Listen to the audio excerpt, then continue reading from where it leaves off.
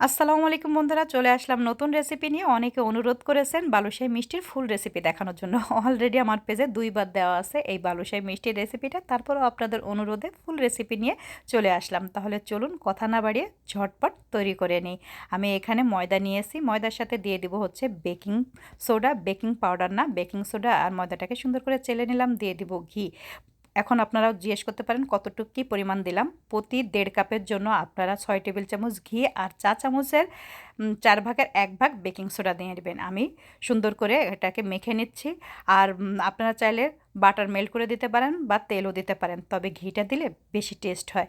দেখুন ময়দাটাকে কিন্তু আমি সুন্দর করে মেখে নিয়েছি, আর পুরো ময়দাটা কিন্তু বেশ গ্রামের মতো হয়ে গিয়েছে। ঘিটা অবশ্যই দেবেন, দেওয়ার চেষ্টা করবেন। এখন এখানে আমি দিয়ে দিব হচ্ছে টক দই। আপনারা কি পরিমাণ টক দই দেবেন, আমি এখানে নিয়েছি হচ্ছে 4.5 কাপ ময়দা। এখানে আমার প্রায় 1.5 কাপের মতো টক দই লেগেছে, কারণ টক দইটা একটু ঘন ছিল। অনেক সময় টক দই পাতলা থাকে, ঘন থাকে, সে অনুযায়ী দিয়ে নেবেন। আর এইটা কিন্তু আলতো হাতে মেখে নিতে হবে, রুটির ডোর মতো কিন্তু এরকম মথা যাবে না। দেখুন কীরকম এবড়ো থেবড়ো আছে, কোনো সমস্যা নাই। এটাকে আমি এখন ঢেকে 20 মিনিটের জন্য রেখে দেব। একটা ভেজা পেপার টাওয়াল দিয়ে আমি এটাকে ঢেকে রেখে দিলাম। ফিরে আসব 20 মিনিট পর। আমি এখন চিনির শিরাটা এই ফাঁকে তৈরি করে নেব। এখানে আমি 3 কাপ চিনি নিয়েছি, দিয়ে দেব 3 কাপ পানি। আমি এই চিনির শিরাটাকে বেশি ঘন করব না, ওই যে 1 তার বা 2 তার করব না। আমি 6 থেকে 7 মিনিট চিনির শিরাটাকে জাল দিয়ে নামিয়ে নেব। চিনির শিরার ভিতরে অবশ্যই একটু লেবু রস দিয়ে দেবেন, তাহলে কিন্তু চিনির শিরাটা আর জমাট বাঁধবে না। এই মিষ্টিটা কিন্তু খেতে আসলে অসাধারণ লাগে। আমি এখন মিষ্টিগুলোকে তৈরি করে নেব। দেখুন পুরো ডোটা কতটা সফট হয়ে গিয়েছে। এই ডোটা কিন্তু এখন আমি আবার মথে নেব না, এটাকে আমি একটা প্লেটের উপর নিয়ে জাস্ট একটু ভাঁজ দিয়ে নেব। দেখুন আমি কিভাবে তৈরি করতেছি। এভাবে যদি আপনারা ভাঁজ দিয়ে নেন, তাহলে এই মিষ্টির ভিতরে একটা লেয়ার লেয়ার হবে। আর উপরে এই যে টক দই আর বেকিং সোডা দেওয়ার জন্য মিষ্টিটা কিন্তু অনেক সুন্দর খাস্তা হবে। উপরটা মশমশা থাকে আর ভিতরটা রসে ভরা থাকে, খুবই ভালো লাগে। এমনি মিষ্টির থাকে আমার কাছে এই বালুশাহী মিষ্টিটা বেশি ভালো লাগে। দেখুন আমি একটু কেটে নিয়েছি, ভিতরটা কত সুন্দর লেয়ার লেয়ার হয়েছে।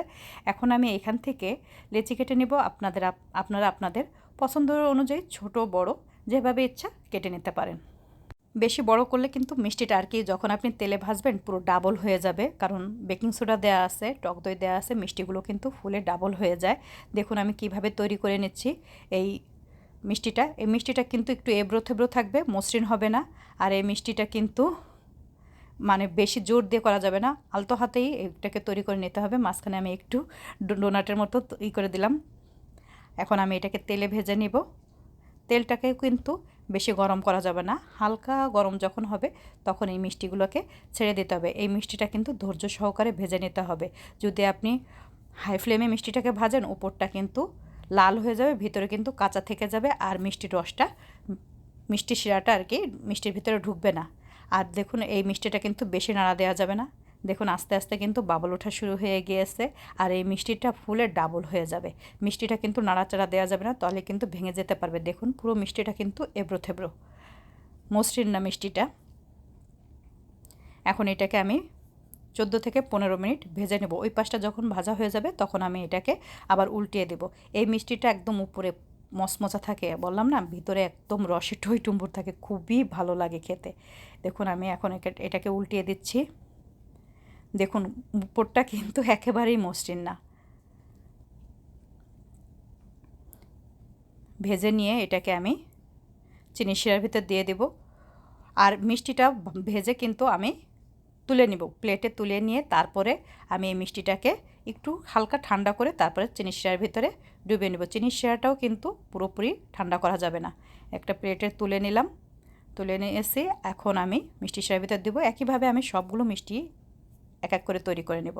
যে মিষ্টি শিরার ভিতরে আমি দিয়ে দিলাম, দিয়ে মিষ্টি শিরার ভিতরে একটু 10 মিনিটের ভিতরে, মানে 10 মিনিটের মতো ডুবিয়ে রাখবো। 10 মিনিটের মতো ডুবিয়ে রাখলেই একদম শিরাগুলো মিষ্টির ভিতরে ঢুকে যায়। মিষ্টির ভিতরে যখন শিরাগুলো ঢুকবে তখন আপনারা বুঝতে পারবেন মিষ্টিগুলো ভারী হয়ে যাবে, মিষ্টি শিরার ভিতরে কিন্তু ডুবে থাকবে মিষ্টিগুলা। একইভাবে সবগুলো মিষ্টি আমি ভেজে নিলাম।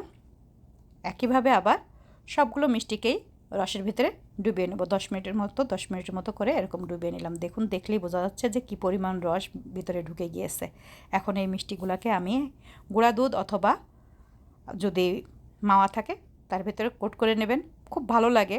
আবার আপনারা এমনিও রাখতে পারেন, কোনো সমস্যা নাই। যারা গুঁড়া দুধ বা মাওয়া পছন্দ করেন না তারা এমনিও রাখতে পারেন।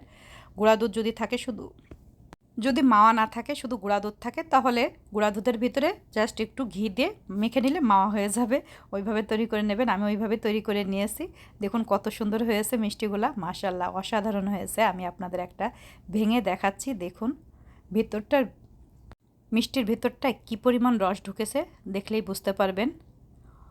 অসম্ভব ভালো লাগে খেতে এই মিষ্টিটা। আপনারা তৈরি করে দেখবেন। একবার যদি আপনারা ঘরে তৈরি করেন, বাহিরে কিন্তু আর যাবেনই না এই মিষ্টিটা কিনে আনতে। যারা তৈরি করে খেয়েছেন তারা তো অবশ্যই জানেন, যারা তৈরি করেন নাই একবার অবশ্যই তৈরি করে দেখবেন। কেমন হলো আমার ভিডিওটা অবশ্যই জানাবেন। ভালো লাগলে লাইক, কমেন্ট, শেয়ার করবেন।